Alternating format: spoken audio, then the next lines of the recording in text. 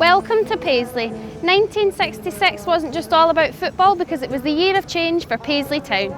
Here I am with one of the lion sculptures which forms part of this year's Pride of Paisley Art Trail. Now this art project was put in place to raise awareness for Paisley's cultural and heritage assets. It's painted by local artists, it's sponsored by local businesses and it can be found in the town centre streets. Now these local businesses play a long-running history in the benefactors and supporters of both the arts and education within the Paisley community. Notably, one of the partners in this art trail is the University of the West of Scotland, which has origins that date back to 1897 on this very site in Paisley.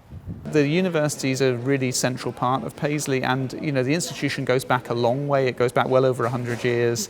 Started on this site where we are at the moment and became eventually Paisley Tech, and then became a university, and then became part of the bigger University of the West of Scotland. You must have had that nostalgic feeling of, I've studied here, I know the history of this as a student, and then you're back, giving back to students thereafter. I had a great rapport coming back here, and Paisley at that time had many engineering companies. I mean, the old college was swamped with people from Rolls-Royce out of Hillington, Babcock and Wilcox out of Renfrew, plus Reed Gear, a whole range of companies that were in the Paisley area. And over the years we had developed excellent links with these small and medium-sized companies to the stage where the managing directors and the chief execs and the engineers were very pleased and happy to come into the college, to talk to the staff, to use the expertise of the staff, and of course that also fed back to the students. College and university education has played an important role in the social and cultural life of this industrial town since the 19th century. It was a local businessman, Peter Brough, whose bequest to the town would fund the original Paisley Technical School. From its inception and up until 1966, 50 years ago, Paisley College of Technology offered external degrees through the University of London. A critical change. Up to then, the small proportion of students had done London external degrees. The Council for National Academic Awards really gave the opportunity to open things out. Looking back at the history, the narrow base in sciences, which was strong, was widened very substantially, very quickly. So the CNAA was important to us. So it meant that the CNAA degrees were not just another degree, but the CNAA degrees had the background of people teaching with a knowledge of what goes on in industry. And all that added to the quality of the case for the college to become the university. And that also related to the fact that CNAA degrees were in the main language degrees. In other words, the students spent 6 months in industry and 6 months in the institution. And a lot of the companies that were involved with the college were companies that took students on that basis. So in September 1966, students would go on to begin their studies in these courses, and this fresh cohort of degree students would then go on to become the first graduates at a graduation ceremony in July 1969 on this very Brough Hall stage. Brough Hall, named after Peter Brough, is currently part of the A block situated in Paisley's University campus. This hall was the first home to the graduation ceremony which took place on Friday the 11th of July 1969. 3 years after the college was approved by the Council for National Academic Awards, enabling it to offer its Bachelor of Science honours degree in both physics and chemistry and an ordinary degree in science. The Brough Hall was the venue for 4 graduation ceremonies from 1969 to 1972. The Brough Hall still has a connection to the graduation ceremonies as it is now used for the graduation reception for the Paisley campus graduates. Due to the growing number of students, the graduation ceremony was moved to Paisley Town Hall in 1973.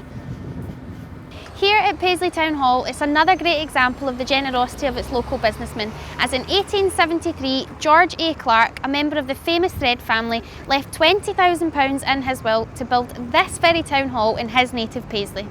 So the 5th graduation ceremony for the Paisley College of Technology took place for the first time in Paisley Town Hall. Now on this occasion the awards were conferred by His Royal Highness Prince Philip, the Duke of Edinburgh. Your Royal Highness, distinguished guests, ladies and gentlemen, on behalf of the College I have very great pleasure in welcoming you to this assembly for the award of academic distinctions. This is an occasion in that it is the first time we have held the assembly out with the college. It is an occasion in that it is the first time we have had anyone other than the principal carrying out the capping and delivering the address, and it is a unique occasion in that you, sir, have accepted this invitation to be the main guest and to take part in the ceremony. Ladies and gentlemen, this graduation ceremony, as you heard, is something quite out of the ordinary for this sort of occasion. For one thing, I think it's the first time, certainly the first time that I have carried out my duties as president in Scotland. I think it's the first time that the president has carried them out here. Must be, in fact, because I'm the first president. So, the granting, of course, of degrees by universities is a very ancient system and custom, but the idea of a central national body granting degrees for particular courses in colleges and establishments which are not constituted as universities is relatively new. And that and the Open University are the two major developments in higher education to take place within the last few years. Paisley Town Hall was the home for graduation ceremonies for 19 years, with the last graduation ceremony taking place in 1991, with many folk coming to view the procession as it made its way from the cloisters of the Abbey to the Town Hall.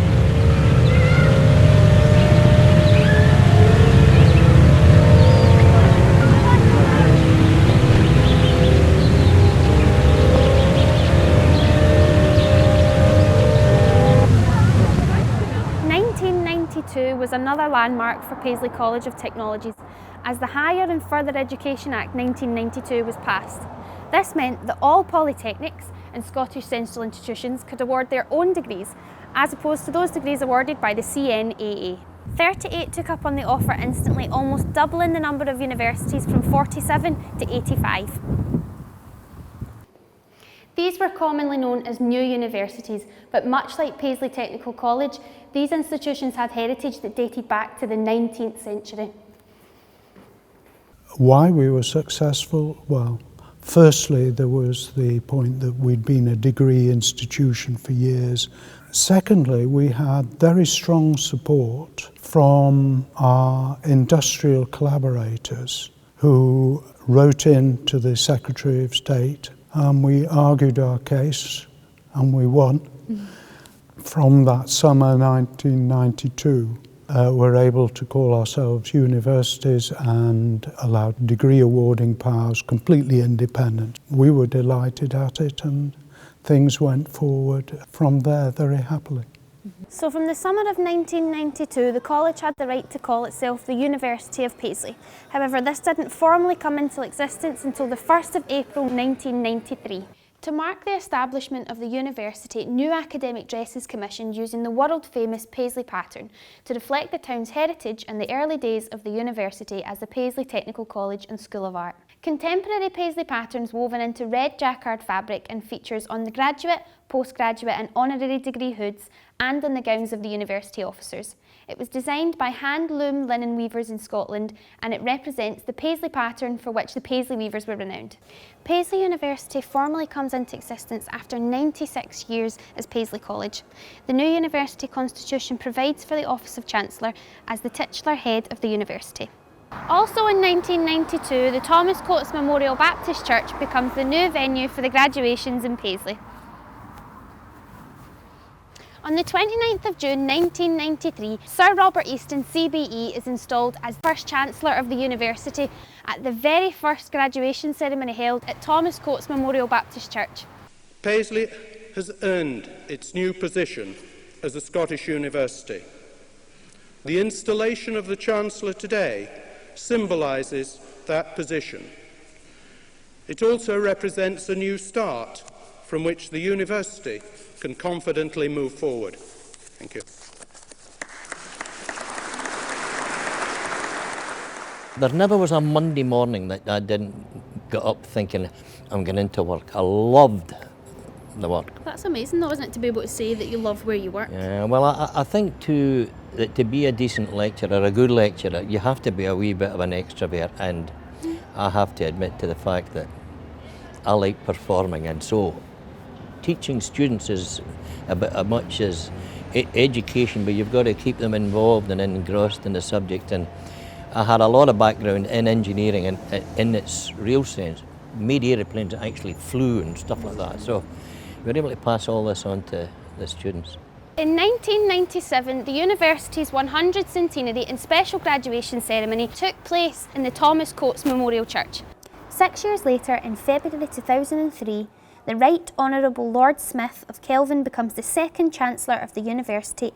The church is still the venue for summer and winter graduations to this day, with a piper beginning the procession as it's led by the Bedellis carrying the university mace, followed by the Chancellor, Vice-Chancellor and all academic staff leaving from the High Street entrance. University of Paisley and Bell College merged to create a 4-campus university, and on the 30th of November 2007 this institution is renamed the University of the West of Scotland. On 5th of February 2013, the Right Honourable Dame Angelini DBE QC named as the first woman Chancellor of University of the West of Scotland. Well, it's a very special honour because a university education is such a huge privilege. It's something which can make an enormous transformation of anyone's life, and it's something which we hope more and more children and teenagers will have the opportunity to explore and to come to university because of how transformational it can be.